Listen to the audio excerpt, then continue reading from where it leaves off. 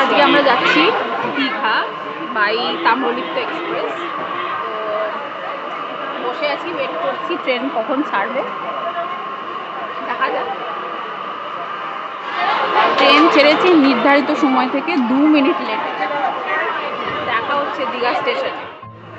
কপাল এতটাই খারাপ, এসি কোচ পেলামই না, বাধ্য হয়ে নন এসি কোচে যেতে হয়েছে। বাট আমাদের সিট রিজার্ভ ছিল। বাট উঠেই দেখি এখানে লোকের ভয় ডর কিছুই নেই, কেউ কেউ তো টিকিট না কেটেই কোচে উঠে পড়েছে, আর কারো কারো সিট কনফার্ম ছিল না। কেউ কেউ আবার জায়গা নিয়ে ঝামেলাও শুরু করে দিয়েছিল এখানে। মনে হচ্ছিল ট্রেনে না, কোনো লোকাল বাসে উঠেছি, যেখানে সিট নিয়ে এত ঝামেলা হচ্ছে। আর আমি জানলার বাইরে তাকিয়ে বিন্দাস প্রকৃতিকে উপভোগ করছি। এই সব ঝামেলার মধ্যেই ট্রেন পৌঁছে গেল দীঘা স্টেশনে, তাও আবার সময়ের 10 মিনিট আগেই। স্টেশনে নেমে একটা টোটো রিজার্ভ করে চলে এলাম আভায়গামা হোটেল। অটো চার্জ পড়েছিল 500 টাকা। এই হোটেলটা আমাদের আগের থেকেই বুক করা ছিল অনলাইনে। আভায়গামা হোটেল নিউ দীঘার 4 স্টার হোটেল, যেটা ঢেউসাগর বিচের কাছে আর বিহাইন্ড সায়েন্স মিউজিয়াম, আর নিউ দীঘার একদম শেষ প্রান্তে। চেক ইন টাইম দুপুর 12টা থেকে পরের দিন সকাল 10টা, বাট টাইমটা এক্সটেন্ডেবল আপ টু 11টা। তার মানে 11টার আগেই আমায় চেক আউট করে দিতে হবে পরের দিন। আমরা 12টার আগেই ঢুকে গেছিলাম, বাট রুম পেতে পেতে 12:30 হয়ে গেছিল। তাই এখানকার ক্যাফেতে বসে কিছু খাওয়া দাওয়া করে নিলাম। এখানে রুম ট্যুরটা করিয়ে দিই তোমাদের। রুমটা যথেষ্ট বড় আর ভীষণ সুন্দর, দুজনের জন্য তো এনাফ। এখানে আমাদের রুম নাম্বার ছিল 401 আর room type superior room. Room rate per day 2500 plus GST excluding breakfast. আর যদি ব্রেকফাস্ট ইনক্লুড করতে চাও তো রুমের সাথে আরো 650 টাকা অ্যাড হয়ে যাবে। আমি 4 স্টার হোটেলের নিয়ম কানুন একটু কমই বুঝি। এখানে এরা মুখে বলছে কমপ্লিমেন্টারি ব্রেকফাস্ট, বাট চার্জেস নিচ্ছে। আমি বুঝতে পারছি না, ব্যাপারটা খুব অদ্ভুত লেগেছে। সেটা আগের থেকে কমপ্লিমেন্টারি ব্রেকফাস্ট বুক করে গেলেও চার্জেস পড়ছে, কি জানি। যাই হোক, হোটেলের লোককে জিজ্ঞেস করাতে ওরা বলল আপনি যে ওয়েবসাইট থেকে বুক করেছেন ওটা একটা ফ্রড ওয়েবসাইট। আমি বললাম হতেই পারে না, এর আগে বহু হোটেল আমি সেম ওয়েবসাইট থেকেই বুক করেছি, এরকম প্রবলেম কোনোদিন ফেস করতে হয়নি। এই হোটেলটা নো ডাউট ভালো, বাট প্রচুর হিডেন চার্জেস আছে আমার মনে হলো, কারণ আমায় অতিরিক্ত পেমেন্ট করতে হয়েছে কিছু খাবারের জন্য। এই হোটেলে তোমরা যদি কোনোদিন আসো তো বিলিং এর সময় একটু ভালো করে বুঝে নেবে। আর এটা হলো সুইমিং পুল এরিয়া।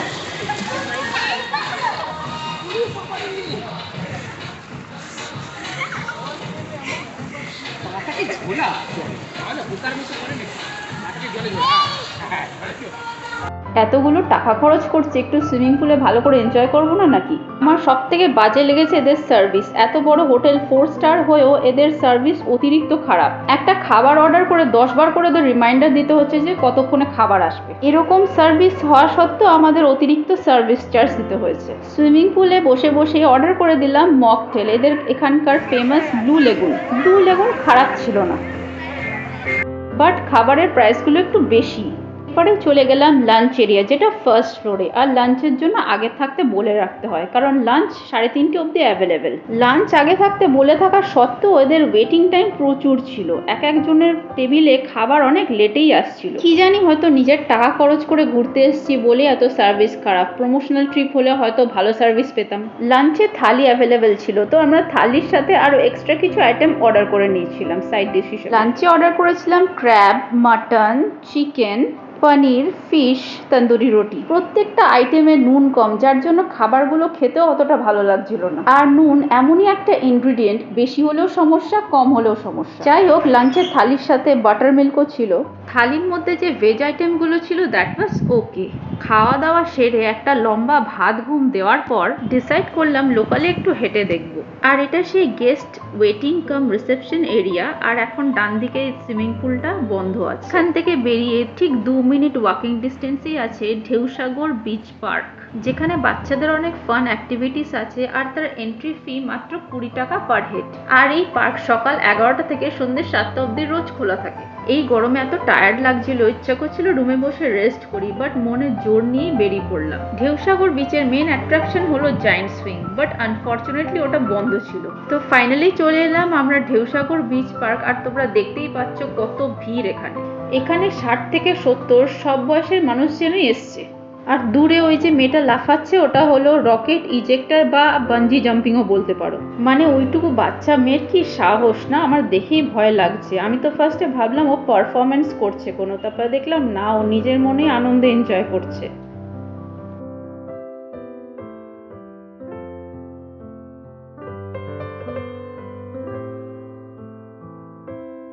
এই ঢেউসাগর পার্কটা একদম সি বিচের ধারেই আছে। এখানে কত রকমের গেম, এই দেখো বড়রাও এখানে রক ইজেক্টরে উঠেছে। আগেরটা ছিল ছোটদের রক ইজেক্টর।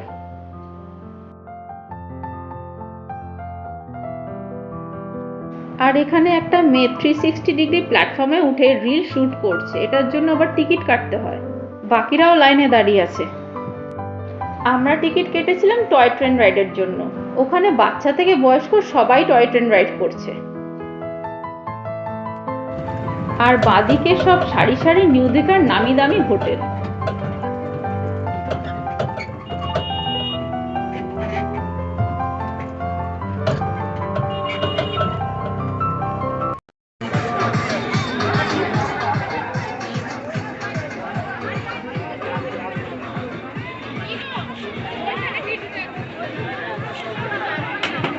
আর এটা হলো কিডস গেম জোন, এখানে বাচ্চাদের টিকিট কাটতে হবে, তার সাথে অ্যাডাল্ট ফ্রি। ফাইনালি পার্কে ঘোরার পর হোটেলের দিকে রওনা হলাম, কারণ টাইম বলছে ডিনার করার। ডিনারে অর্ডার করেছিলাম পোলাও, চিকেন কষা, ভাত, বাটার নান, চিকেন বাটার মশলা, স্যালাড। কালকে সকালবেলা ব্রেকফাস্ট করেই বেরিয়ে পড়তে হবে মন্দারমণির উদ্দেশ্যে। আর এই সেই ব্রেকফাস্ট কাউন্টার, যেটা ওরা কমপ্লিমেন্টারি তো বলছে, বাট তার জন্য চার্জেসও নিচ্ছে। অপশন তো প্রচুর আছে, দেখা যাক কি খাওয়া যায়। ব্রেকফাস্ট শুরু হয়েছে সকাল 8টা থেকে। অপশানে এতগুলো খাবার থাকলে কি হয়েছে, খাবারের একটাতেও টেস্ট নেই। যেগুলো সেভারি আইটেম সেগুলোতে অ্যাজ ইউজুয়াল নুন কম। আমি তো সকালবেলা ফ্রুটস আর লস্যি খেয়ে ব্রেকফাস্টে সেরে নিলাম। খাওয়ার মধ্যে টি কেকটা একটু ভালো খেতে। ওই যে দূরে দেখা যাচ্ছে ওটা মোহনা। একটা অটো পুরো বুক করে মন্দারমণির উদ্দেশ্যে রওনা দিলাম। রিজার্ভেশনে অটো ভাড়া পড়লো 1000 টাকা, আর সময় লেগেছে পুরো 1 ঘন্টা।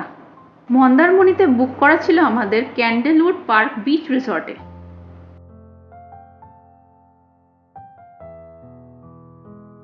আর এটা হলো দীঘার মেরিন ড্রাইভ। এই রাস্তাটা দিয়ে যেতে বেশ মজা লাগছিল। আর এখানে একটা মেরিন অ্যাকোয়ারিয়ামও আছে।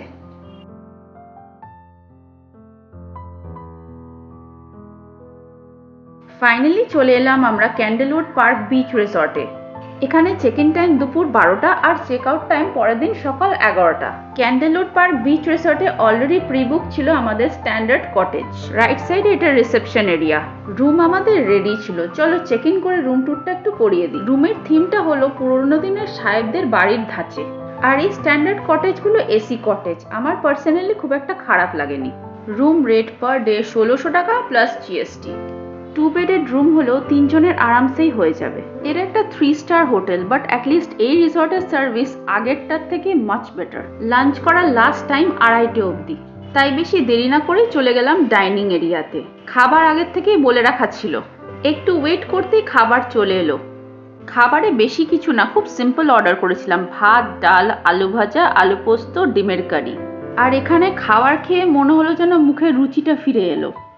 এত সিম্পল অথচ টেস্টি খাবার, যেই খাবারের স্বাদ আমি 4 স্টার হোটেলে গিয়েও পাইনি। আগামী দিনে আশা করি এরকম ভুল আমার সাথে আর হবে না কখনো। যাই হোক, খাবারটা একটু খেয়ে নিই তাড়াতাড়ি, কারণ খাবার খেয়ে প্রাইভেট বিচে একটু ওয়াক করতে যাব। এখানকার অ্যাম্বিয়েন্সটা এতটাই সুন্দর, মনেই হবে না যেখান থেকে ছেড়ে চলে যাই। এই জায়গাটাকে এক কথায় বলে আইডিয়াল ইনস্টাগ্রামেবল প্লেস। আর এটা হলো প্রাইভেট বিচ এরিয়া, যেখানে কি সুন্দর বসার জায়গা করে রেখে দিয়েছে দেখো। আর এখানে সি বিচে রিল্যাক্স করতে করতে তোমরা বডি ম্যাসাজও করাতে পারো, এখানে অনেক লোক আছে বডি ম্যাসাজ করানোর।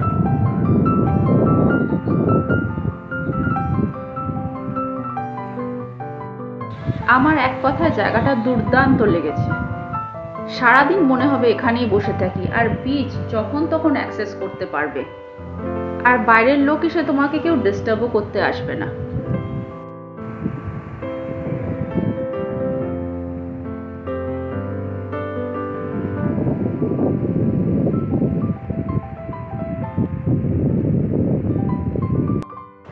এটা হচ্ছে ক্যান্ডেলউড পার্ক বিচ রিসর্টের এক্সটেন্ডেড মানে প্রাইভেট বিচ বলতে পারো।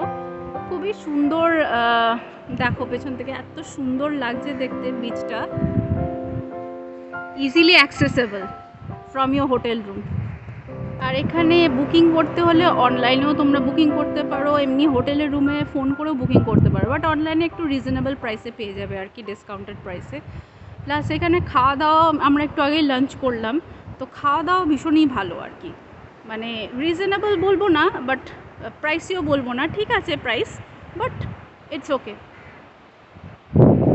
আর এই মন্দারমণি সি বিচে একটা সুন্দর সুইমিং পুল আছে, প্রাইভেট সুইমিং পুলও আছে, আর সবার জন্য অ্যাক্সেস করার জন্য সুইমিং পুল আছে।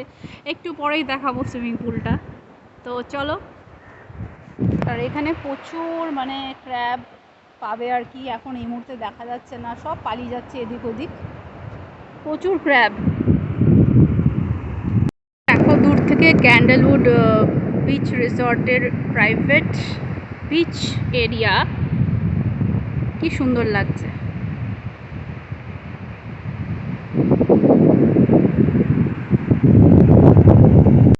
সি বিচে কিছুক্ষণ সময় কাটিয়ে হাঁটাহাঁটি করার পরেই চলে গেলাম সুইমিং পুল এরিয়ায়।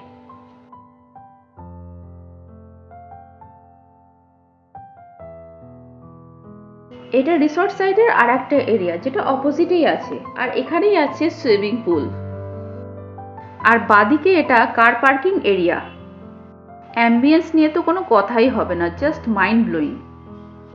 এই রিসর্টে সবথেকে বেশি যেটা ভালো লেগেছে সেটা হলো এদের ব্যবহার আর এদের সার্ভিস। এদের স্টাফ সার্ভিস আর ব্যবহার সত্যিই খুব ভালো।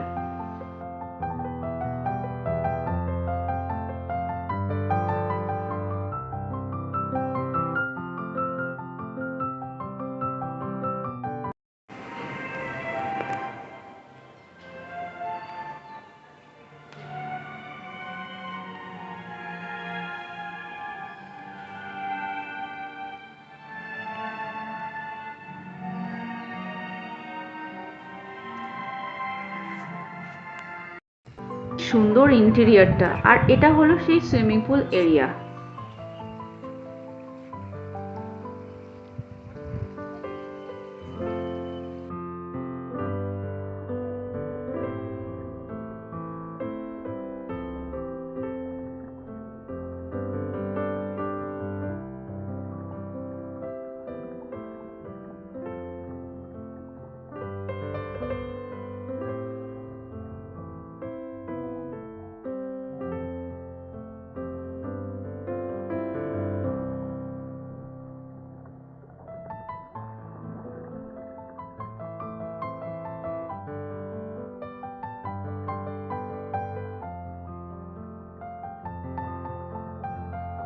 সুইমিং পুলে টাইম কাটাতে কাটাতে কখন যে ঝপ করে সন্ধে নেমে এলো বুঝতেই পারলাম না।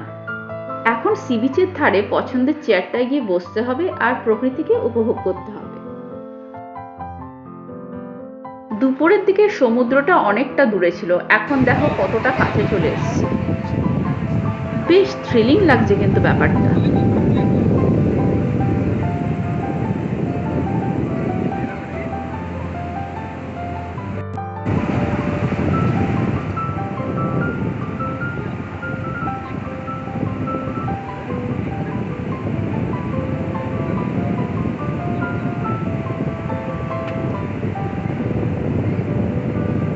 ঠিক করলাম এখানে বসে সেরে নেব ডিনারটা, কারণ এরকম সুযোগ আর পাবো না।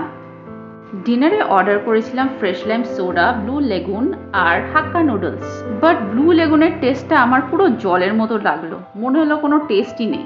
ইচ্ছে হচ্ছিল কমপ্লেন করতে, তারপরে ভাবলাম এত সুন্দর জায়গা ঘুরতে এসে আর মুড খারাপ করে লাভ নেই।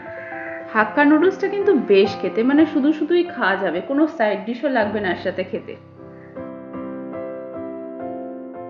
রাত যতই বাড়ছে সমুদ্র আরো উত্তাল হয়ে উঠছে। সারা রাত অলমোস্ট সি বিচের ধারেই কাটিয়ে দিলাম, কারণ কোনো রকমের সেফটি ইস্যুও নেই, বিচটা শুধু তোমার। পরের দিন সকালবেলা ঘুম থেকে উঠেই চলে এলাম সি বিচে, আর এখন দেখো কত দূরে সমুদ্রটা চলে গেছে। ওদিকে চাঁদের আলো আর বাদিক থেকে হবে সানরাইজ, তো সানরাইজ দেখতেই আসা এখানে। কি সুন্দর শান্ত আর স্নিগ্ধ, কেউ ডিস্টার্ব করার নেই এখানে।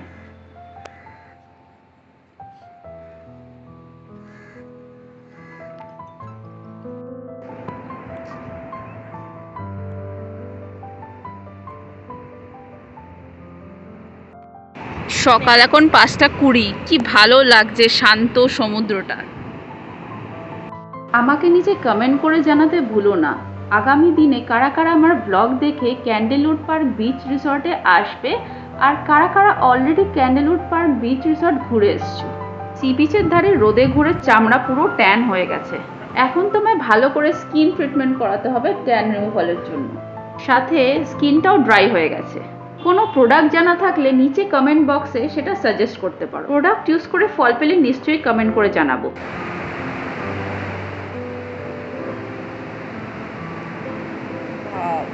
কি সুন্দর।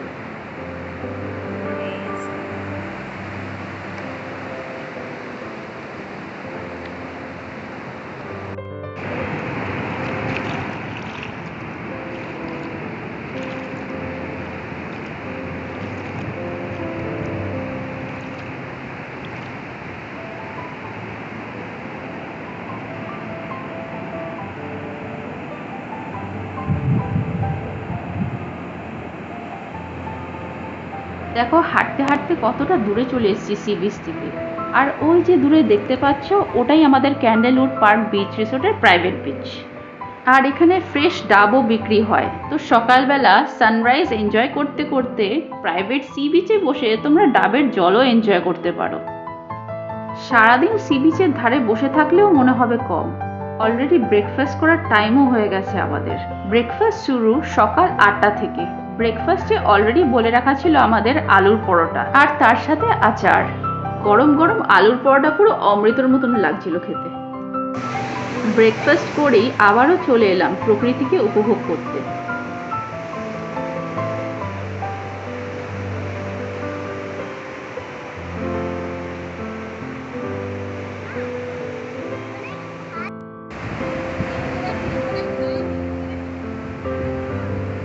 এখান থেকে চলে যেতে ইচ্ছা করছিল না, বাট যেতে তো হবেই।